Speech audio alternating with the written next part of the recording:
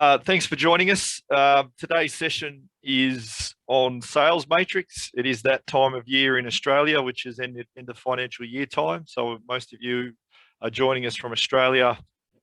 This session, we wanted to have a look at budgeting in particular, but we're also going to cover off version 6 of Salesmatrix, which, just looking at the attendee list, most of you already have installed. If you don't, we can talk through getting that installed for you.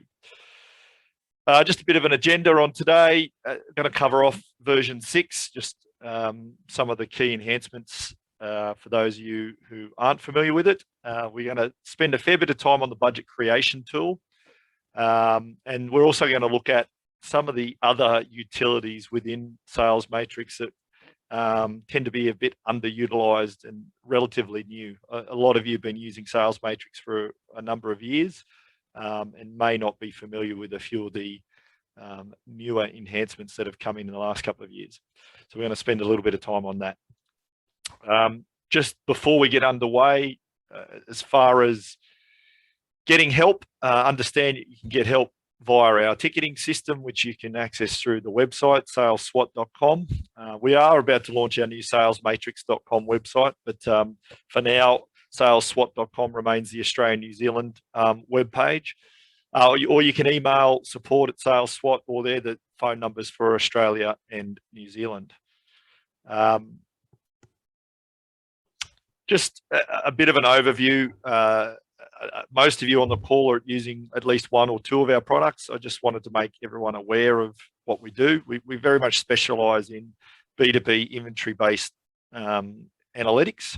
Most or all clients effectively are in that B2B inventory-based sales area.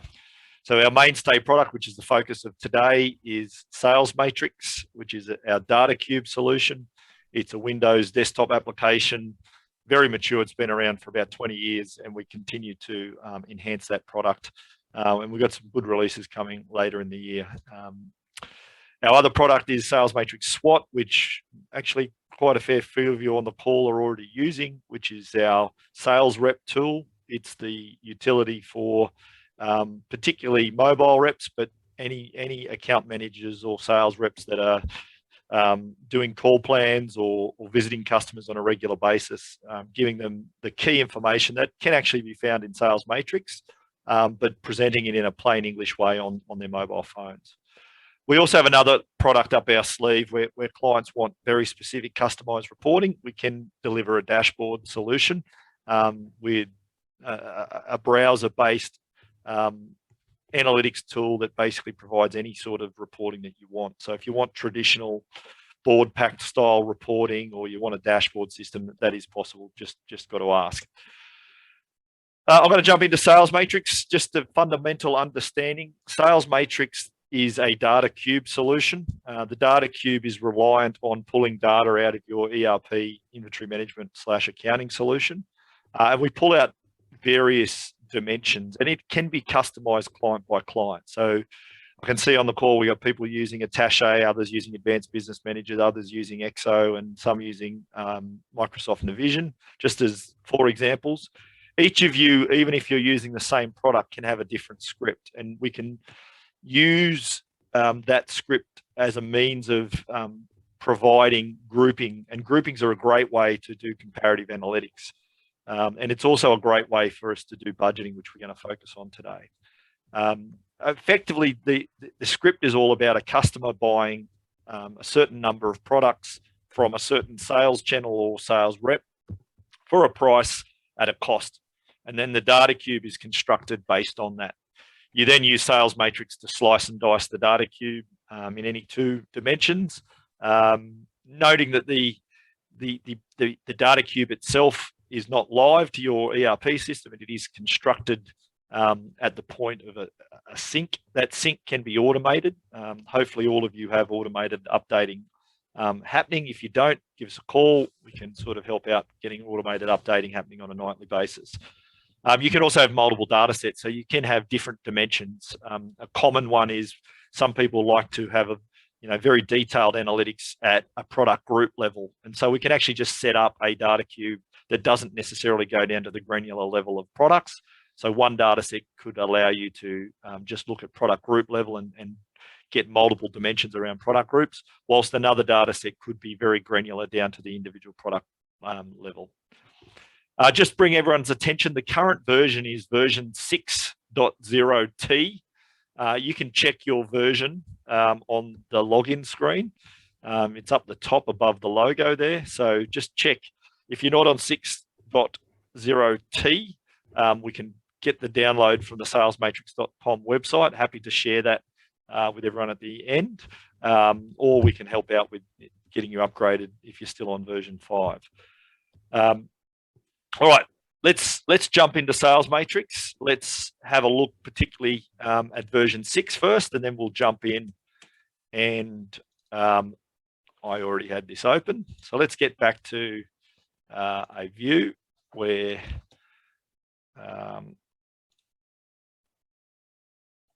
I just open up Salesmatrix. So this is the home screen. Here's the version number sitting up here. I know a number of you have version 6, but it may not be T. If you have experienced any little bugs or anything, that's where the letters come in, is they're generally tweaks from the original release. So I'm just going to jump into a data set today, which is our health snacks data set. Funnily enough, looking at a lot of the people on the call, you're in similar industry to this, so a lot of this data, whilst it's not your data, will make sense. Just highlighting some key differences with version 6, apart from a refresh of all the icons, which you'll see along the top. There's 3 new icons on a separate level here. Now, the reason for the icons is to just make some of the navigation a little bit more obvious and easy. We've always talked about right mouse clicking and getting this right mouse context menu. Well, the icons do a little bit similar in so much as you can change the grid axes by clicking on that, or you can change the grid contents by clicking on that.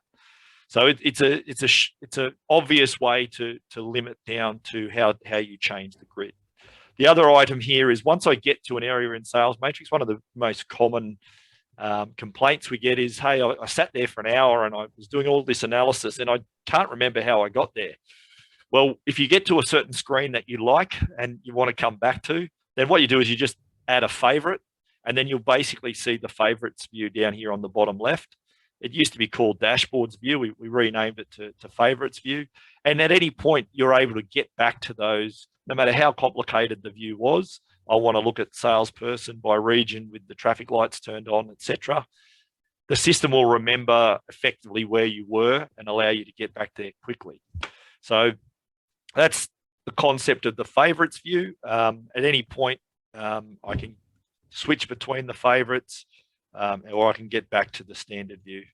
If I want to just look at, say, products by period, turn off the traffic lights, change the values that I'm looking at, change it to units, all that stuff operates like that. If I get to a certain position, for example, I might want to look at my products by period in units, and I'm now going to favorite that. A couple of ways to favorite it: right mouse click, add to favorite view, or just click onto this and it will basically allow me to add favorite view.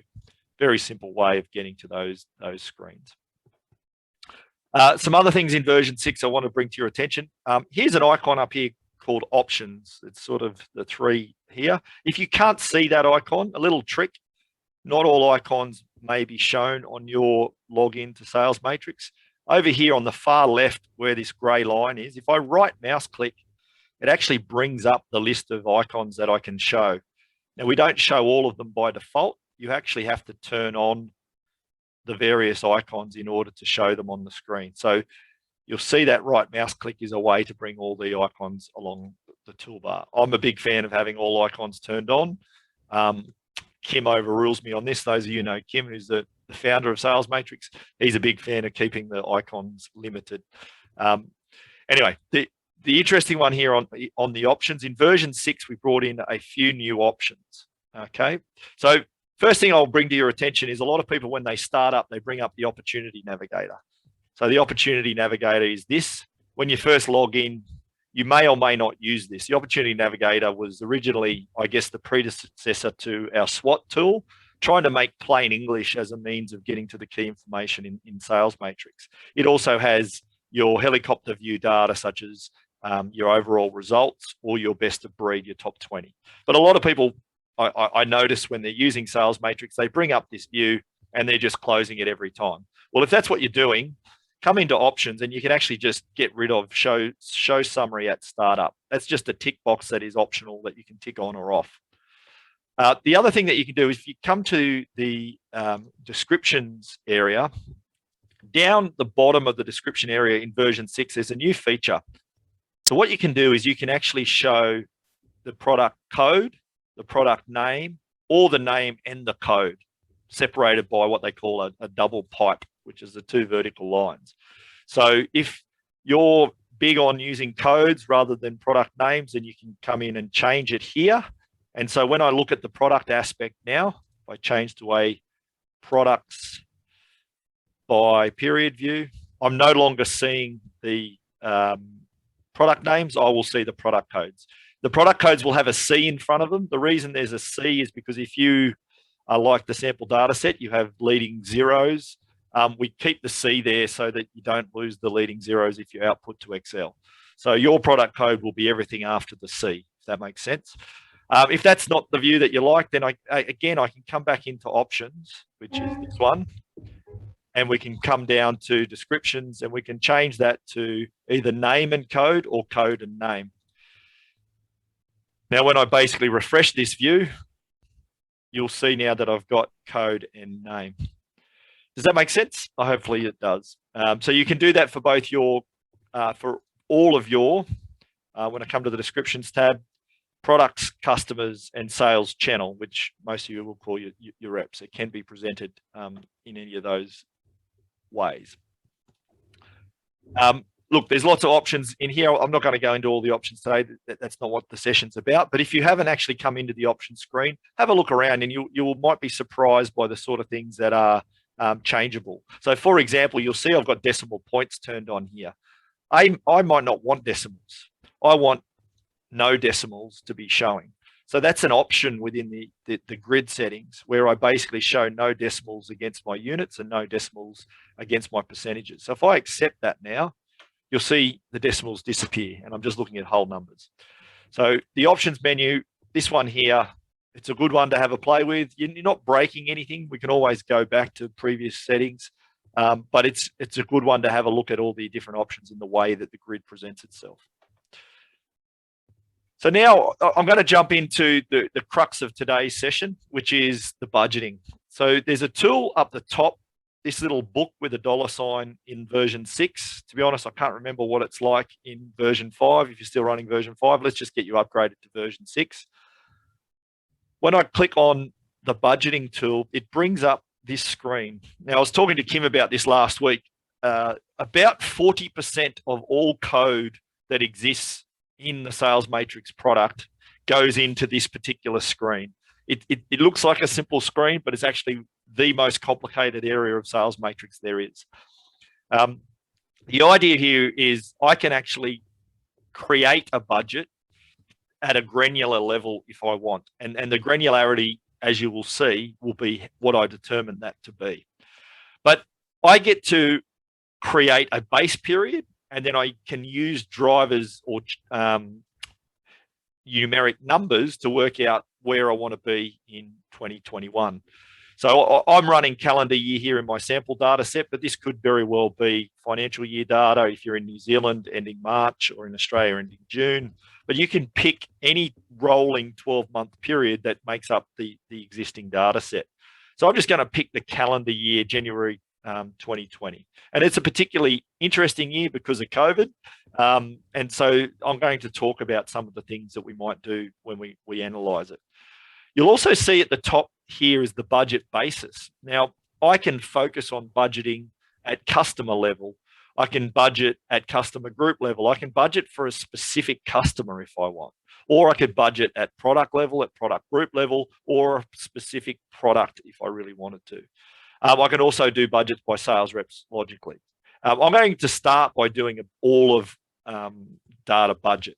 you'll see that my revenue for last calendar year was just under $2 million. Now, I'm not happy with that because it was a COVID year and our sales were impacted negatively. Now, what I can do is I've got a number of ways at which I can now start to create this budget. The first area I'll focus on is this idea of price change.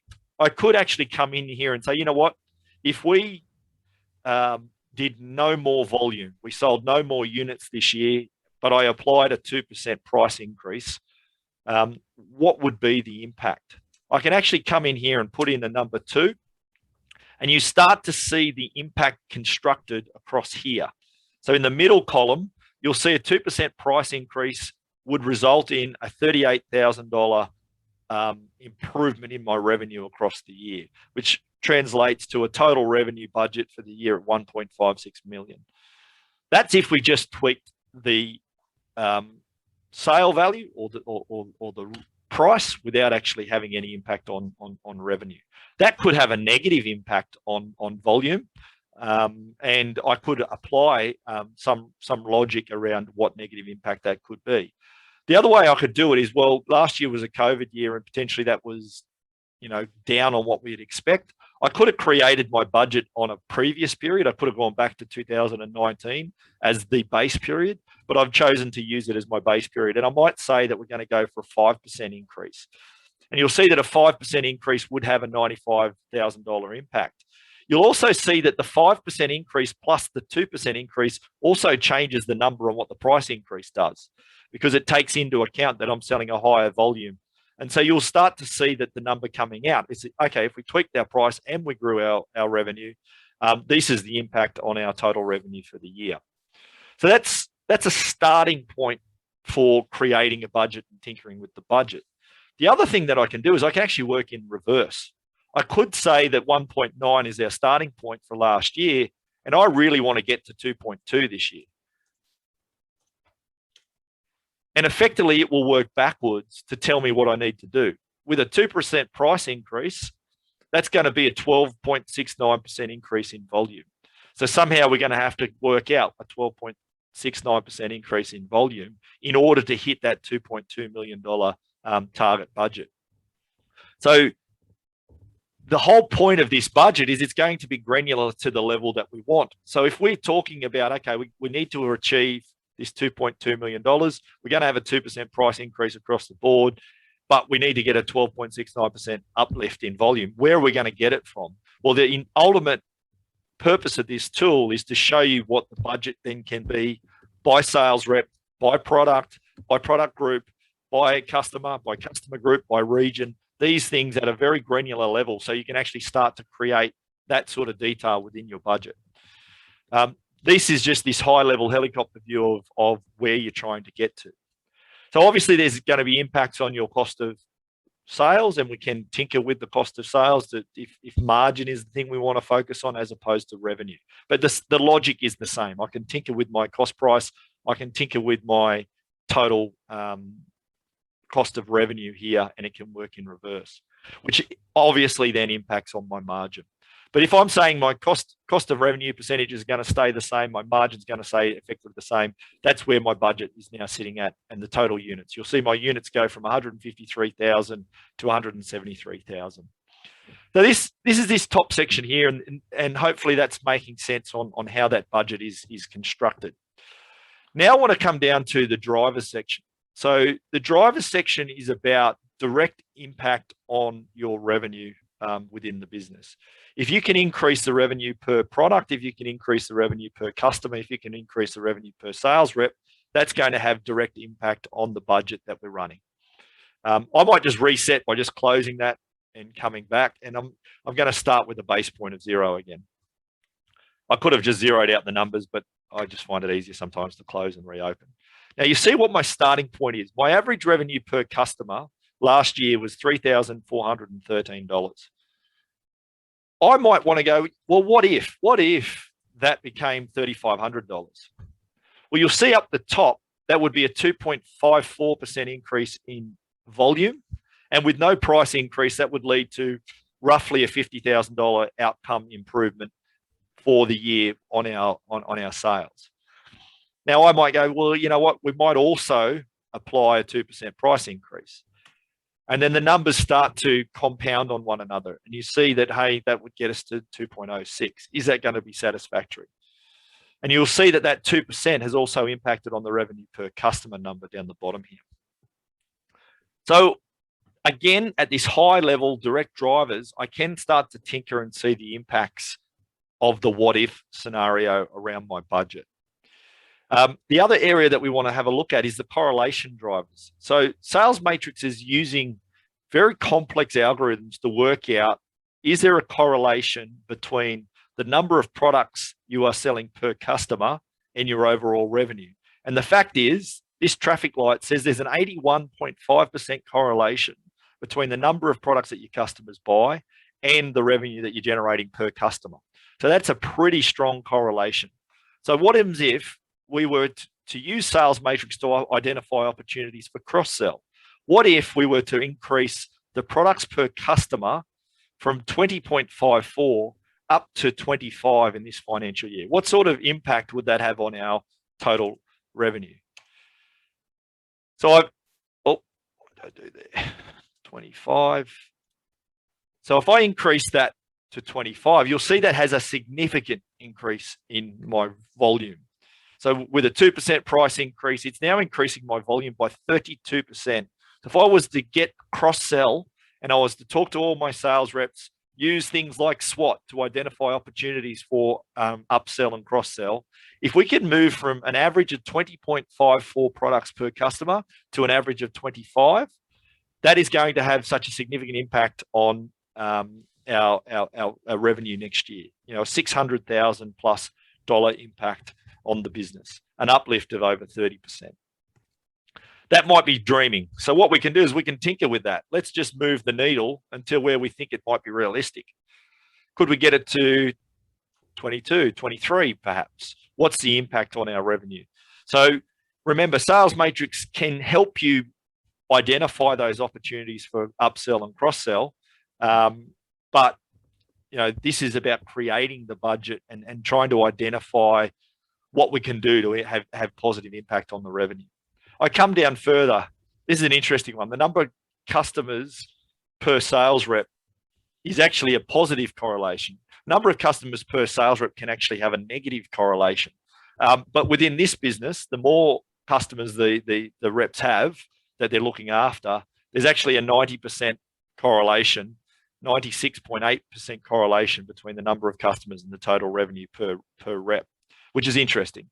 I have seen in businesses where the number of customers per rep is a negative correlation, and you can actually reduce the number of customers per rep, and that will have impact on the revenue to the positive. The number of different products that each sales rep sells in the calendar year. So you'll see last year, the average number of SKUs sold by each rep was 263. If we can get that closer to 300 in this financial year, what would the impact? Oh, hit the wrong button again. What would the impact be if we can get that up towards 300 products, that each rep is getting in and selling our top 50% of our products? If we've got 600 product lines, if they at least sold one of each item of 50% of our product lines this year, what impact? And you can see there is what the impact then becomes. Interesting, the number of salespeople in my period has no correlation. So when there was variation in number of sales reps last year, our revenue didn't actually change. But I won't keep going on about it. The idea of the correlation drivers is just to start the juices flowing on where you can focus your attention, where you can create the budget, but then also look for the opportunities within your customer and product set using Salesmatrix to then identify those upsell, cross-sell opportunities. Hopefully that's making sense. So that's the first tab. You'll see the structure here is that we've got the first tab here. There's then another tab here called seasonality. So within your data, you're going to have certain peaks and troughs within the year. Every customer I ever deal with, I've rarely seen a smooth 12-month sales history. Within Salesmatrix, we are tracking seasonality. And if I just close out of the budget, we actually have the seasonality tool up here. So if you click on the seasonality, I can look at the seasonality of my revenue. I can look at the seasonality of my margin, units, cost. I can look at seasonality by customer group, by region, by product group, by individual customers, by individual sales reps, all that stuff. I can have a look at the seasonality graph and see where my peaks and troughs are. Now, when we get back to the budgeting tool, oh, someone's raised a chat. I'll address that, Nathan. We take that on offline. I'm not sure what it is. We can have a look at it. Coming back to seasonality, last year is a perfect example where seasonality might be tweaked. If you're in Melbourne, for example, which a few of you are, I know, months like April and May will have been more impacted than others. And so what seasonality allows me to do is to actually move around where the month's revenue might be. So last year, as I said, April might have been down on where I'd expect it. So this year it might be a little more up than that. So rather than May being 180,000, we might actually tweak this a little bit. So it might be 160,000 in April, which then takes from all the other areas automatically, which is pretty complicated algorithms. And this might be 175,000 in May, which would be more realistic. So I can tweak that seasonality to get my budgeting right based on, I guess, corrections to the previous period and the way that the seasonality ran. Hopefully that makes sense. Jumping down further into the options screen, the options then allow me to do a few things. And I do bring some warnings. This screen has some features on it that don't work. There was some plans to add some functionality that haven't made it there yet. And there's a feature here that we basically no longer support. So I will highlight that. The start, though, is this key aspect. So what's the focus I want to put on? It's not to the exclusion of all other, but it is the focus area. When I jump into my budget, what am I going to be looking at? Is the key thing I want to look at revenue? Is it margin? Is it units? And that just becomes the default of the budget. Most people do focus on revenue, but others, will choose an alternate. Do I want to round the values? Is it any point having fractional values? Most people will tick, I do want to round the values to the nearest dollar or the nearest whole unit. I come down and then I can basically make decisions what I want to filter my budget at. At the moment, it's creating a budget at supplier level, but I could actually create a budget based on individual products if I wanted to, or I could create a budget at product group level. So depending on how granular you want to be with your budgets, I can tweak what level. At the moment, I'm doing a budget down to customer by individual product level. Now, some of you may think that's overkill. It's an interesting thing to have a look at, but you may go, okay, well, I don't really need to go down to customer level. I might just focus at product group level, and the field I'm using out of my ERP system here is called type. So effectively what I'm going to do is I'm going to have my product type as basically the level at which my budget goes. It won't go down the further level down to the individual SKU. I'm also going to basically focus my customers at regional levels if I wanted to. So I could say rather than looking at individual customer budgets, I could look at it from a region perspective. Someone's just unmuted. I'm just going to mute someone.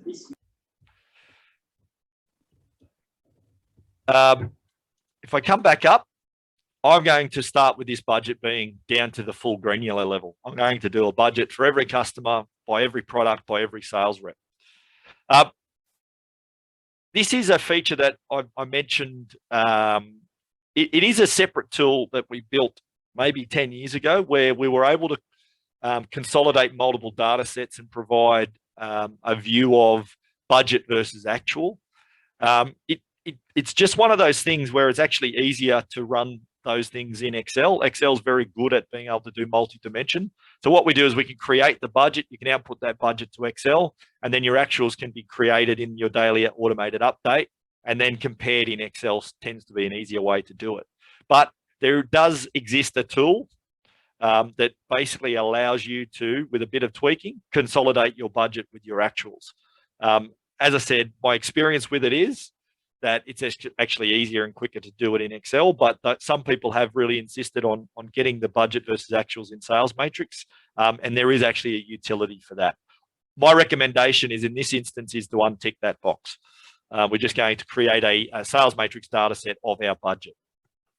I can then define what period the budget starts in and roll that forward from there. This is the area that doesn't work, the excluded groups. There is some complexity to be able to say, hey, for example, within products, I want to do a budget for all products, but I want to exclude the freight group. At the moment, it doesn't work. There's some pretty complex reasons why it doesn't work, but it will be something that we will fix and enhance in the future, where you will be able to just come in and select specific product groups that aren't included within your budget if you did want to exclude them. The idea of minimum values is, hey, I don't really want to do a budget where we're only going to sell one of this product in the whole year, because it's unlikely we're basically going to have that product. If we're only going to sell, you know, $100 worth of items, then we might as well exclude it from the budget altogether. So that's where the minimum values area comes in. So now that I've basically gone through each of the screens, I'm in a position to be able to create the budget. So if I just go create budget, it's going to create a new budget consisting of 73,992 records. What that is customers, every customer, every product, every sales rep down to that granular level. I can name that budget. I might name it budget financial year 22 first crack.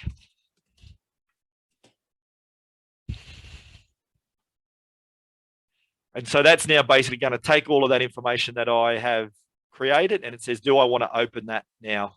And it's created a new data set in Salesmatrix. And that data set functions very much the same as you're used to with Salesmatrix. But in effect, what it is it's the budget. It's looking forward. It's looking to the year ahead.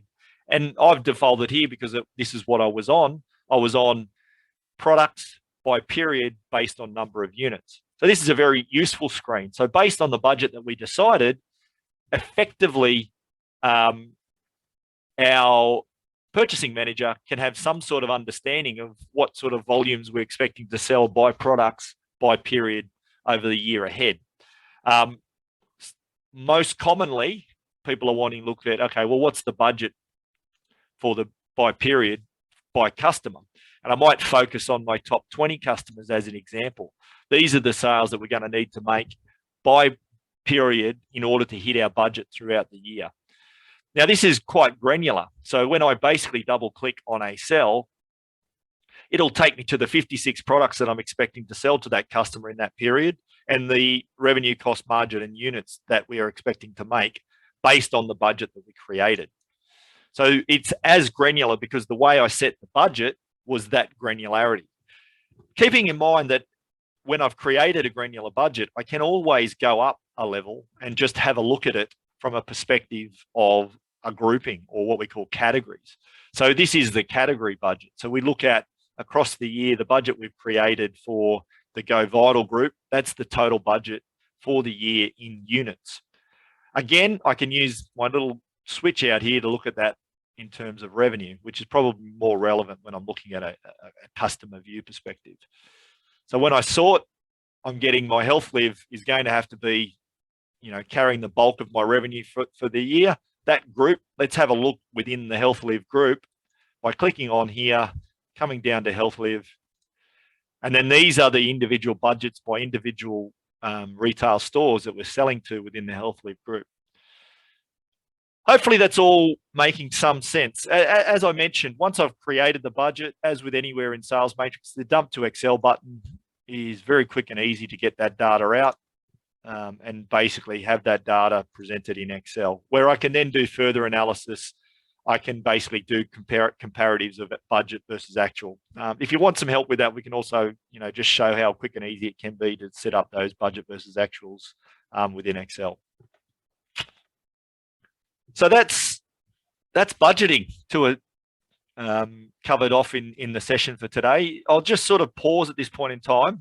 If you did want to unmute and ask any questions, I'm happy to take any questions that I might have glossed over. I did see that question, Nathan. I'm wondering whether the challenge was the third screen when you were in the budget, whether potentially that was set to January, and that's why you can't go to December, past December in your previous period, because you're creating a budget. But I'm happy to have a look at that with you offline. That was just the thought I had. No questions? All right, let's keep pushing on. I also wanted to basically show some other features of Salesmatrix today that may be underutilized. I'm going to jump back into my standard data set. Probably the most powerful area I think of Salesmatrix is the assessments area, the three cogs icon that sits up here. There are a whole heap of assessments that sit under here, and they have continued to grow year on year on year on year. And you may not have actually used all of those. These can also be very helpful when you are considering doing your budgets. So remember I talked about, well, what if we tweaked the cross-sell opportunity when we went from 20.58 average products per customer up to 25 or 30 products per customer? Well, the assessments actually allows you to have a look at that cross-sell number of products per customer. And I'm able to store it as a product group and actually do some analysis on it. So you'll see here, I might save a customer group, and I'm going to have a look at, just do a standard calculation based on last year. What was the cross-sell across my customer base, and what were the groupings that they fell into? And it makes an estimate based on some mathematics, and it will sort of create groupings for you. You'll see 16.7% of my customers are buying more than 21 different SKUs Office. 32% are buying between 8 and 21. 12% are buying between 5 and 8. Because I selected store as a customer category here, when I come back out, you'll now see that cross-sell becomes a customer category. Now, this is correlated in the budget we just recently did, but you see the ones who are buying more products. The more products we sell, logically, the more revenue we're making per customer. What I'm interested in for the year ahead is who's buying this 5 to 8 products, only 5 to 8 product lines Office, and how do we get them to buy more? So if we have a look, again, we can always sort the most important customers to the top by sorting on revenue. And I have a look at what sort of revenue these customers mean to me. And it's not much, you know, across the year, a couple of $1,000s against these customers. I wonder whether there's some opportunities. So I do have the opportunity to double click on the name of the customer and bring up the opportunity navigator. So the first thing that you get when you double click on a customer within the grid, and hopefully you're all aware of this, is this view of all the details against that customer, the breakdown of revenue margin, number of transactions, revenue per transaction, number of units purchased, number of different products purchased across the last 12 months, and then traffic lighted based on standard deviation as to what's average, what's above average, what's below average. So I can have a look there that in May 2020, they did buy 6 different product lines Office, which was interesting, but they've been buying, you know, average 3, 4, 2. If I go to the intelligence tab, I can compare how Cagular compared to my other customers by type. So these guys are in a type called other, funnily enough. Well, let's have a look by region. So these guys are in the Southeast region, and these are products that they're not buying that other people within the same region are buying. So these are the opportunities for cross-sell. And if you're using SWOT, this is exactly what goes into the SWOT opportunity section, is it's looking for these cross-sell opportunities. Within SWOT, it looks for the 5 most correlated, most obvious, most likely to generate revenue opportunities. And it will always look for 5 opportunities for cross-sell within that opportunity section. The other thing that's interesting here is what have they stopped buying that they used to buy Office. So in the last 3 months, they haven't bought these items where they have bought them before. So again, is this a cross-sell, upsell opportunity to get them buying products they used to buy Office, and to get them buying more products? Market basket. This is where you basically go to McDonald's and buy a Big Mac, and they upsell the fries and the Coke, because they know 85% of the time you buy a Big Mac, you're going to buy fries and a Coke with that. So market basket has a look, and in this case, there's no products that these guys are buying where there's a direct correlation with a product that they're not buying. But that's the assessment. I don't want to sort of harp on too much about that, because I think I'm teaching you a lot that you already know about the product. But the assessments are really good around budget time to really have a look at things like that cross-sell opportunity to be able to achieve your budget for the next year. The other thing that you might want to look at is some trends around your products. At budget time, a lot of people are making decisions around what products they want to promote more in the new year or what products they might look to get rid of.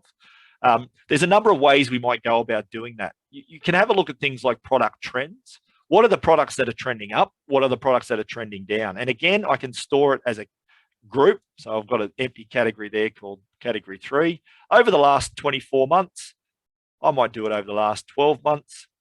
Let's have a look at an assessment of the trends of my products. So 29.3% of my products are trending up, 16% are trending down, and there's a low correlation on any trend for about 20%, and 12% are basically remaining static.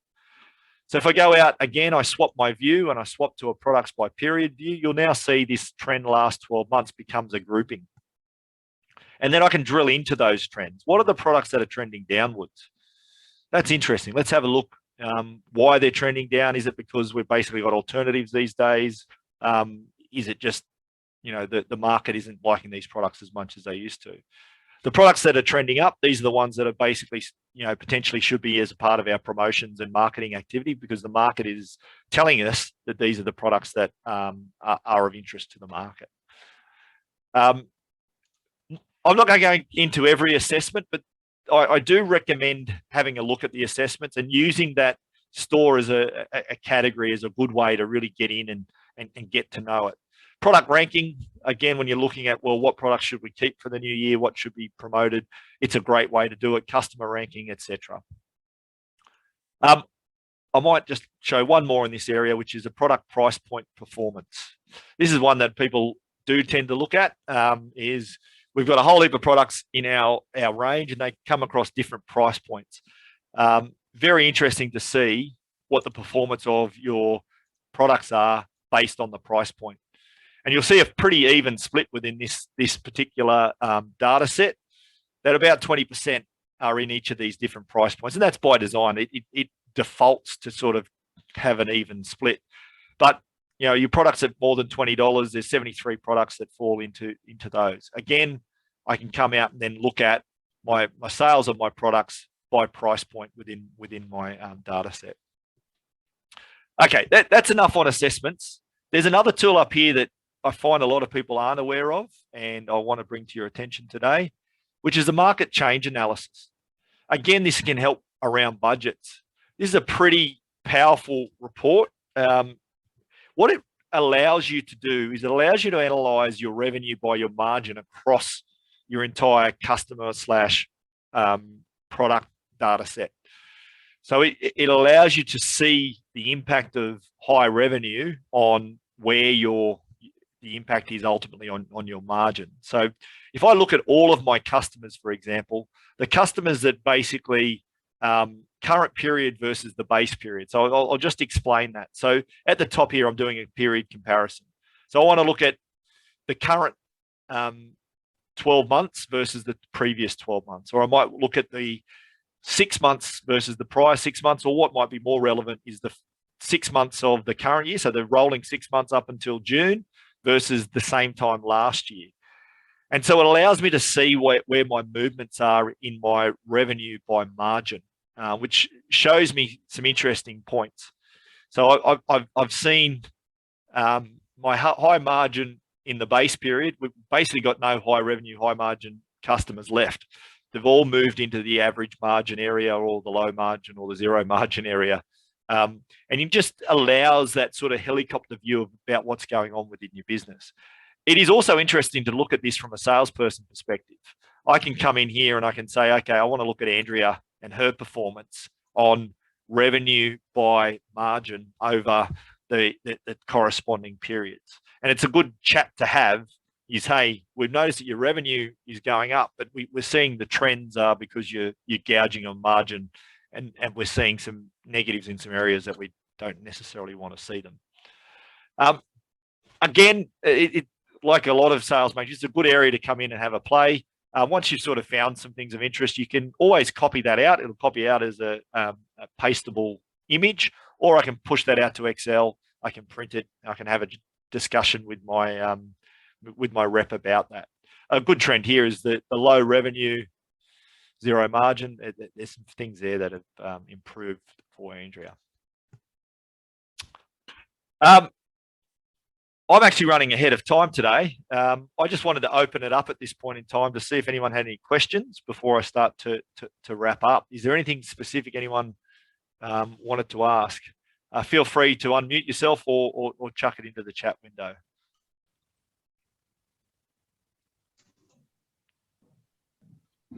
Hi, Matt. It's Nathaniel here. One quick question I had, because this is probably one of the challenges I've found. When you bring data in and it draws everything in, sometimes there might be like one transaction where there's some sort of glitch, like say, for example, we had one, it might have been a credit or something, and it was like minus 47 trillion dollars or something ridiculous. Is there any way to try and exclude those sorts of anomalies? There is. So that's an error in your accounting system. It's correct. Yeah. Look, in our preference, it's always to deal with it at the source, but certainly we can exclude it within the script. So if you know that that's existing and it was in January and you know what the invoice number is or the credit note number that it relates to, then absolutely. If we come back to the script that sits under Salesmatrix, the quickest and easiest thing to do would be for us to just amend that script. Yes. So under Salesmatrix is your scripts folder. And for example, I think this one is an attaché script. Yep. Within the Transact SQL, we could actually put a clause that says where we ignore that credit note. Does that make sense? Okay. Yep. So happy to help you with that. That has come up a couple of times. The best thing to do is deal with it in the script, because otherwise we have to then keep dealing with it in the new data set. So if we just exclude it each time and it doesn't even get considered, and you can't deal with it in your accounting system, then effectively that's the best way to do it. Okay, fantastic. No, that's all right. Happy to help with that. If you want to sort of send me an email afterwards, it's pretty quick and easy to do that. Yeah. No, I'll just look to see. There was like one or two anomalies. So it's more when I was just then playing around with the budget function while you were talking about it, that it was showing our budget as asterisk, all because of one product and one thing, which so no, not a worry. Okay, thanks, Nathaniel. Just because Stephen's on the line, I was on your machine last night, Stephen. I haven't got to the bottom of that unknown yet. I am close. It's just a advanced business manager thing I don't understand. So I'm just asking someone I know a bit more, who knows a bit more about advanced business manager, as to why something's coming out like it is. I hope to have an answer for you this afternoon. But yeah, it's effectively a product that's coming out without a product code. And I don't really understand it, because it's just the way that Advanced Business Manager works. But we can deal with it once I actually understand what it is. Any other questions on the line?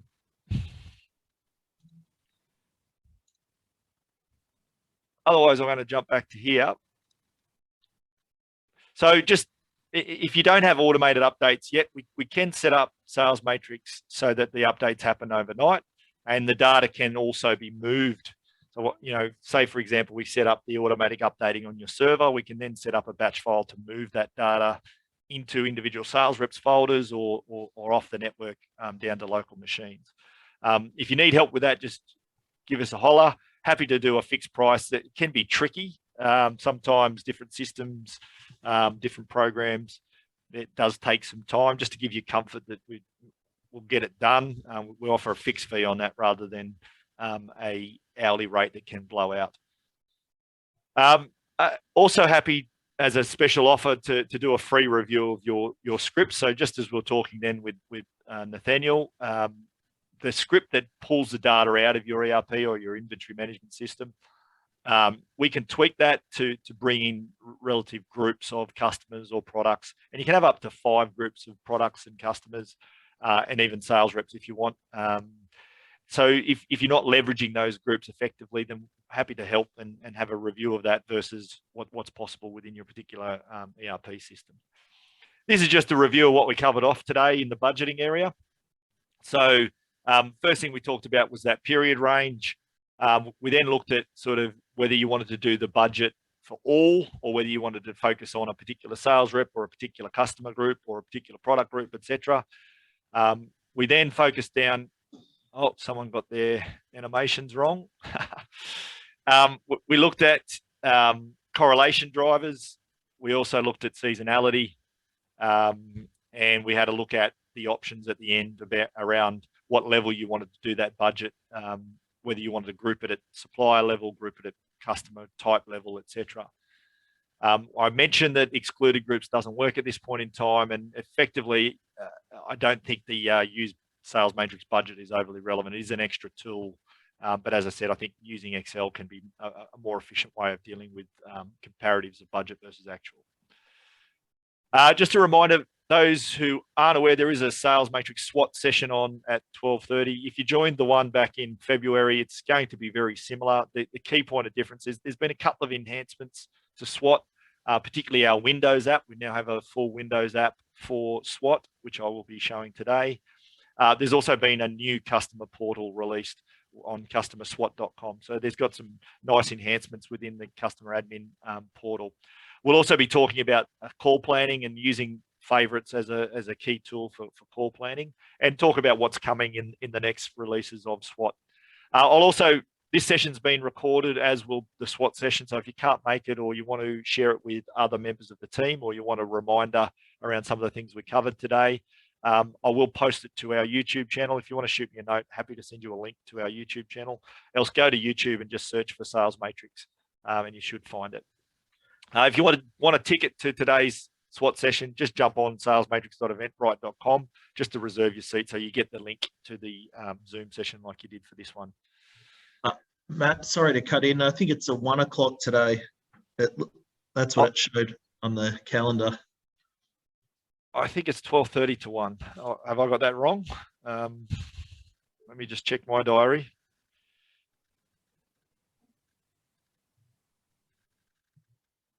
Yeah, now I'm confused. I'll double check that, Nathaniel, and I'll make sure that the reminder that comes out is for the right time. Sorry about that. No, a bit of a mistake in Eventbrite. Anyway, if anyone wants to have a chat, there's my mobile number. Feel free to give me a call. There's my email address. Feel free to shoot me an email. Otherwise, thank you very much for attending today, and all the best for the end of financial year. Cheers, everyone.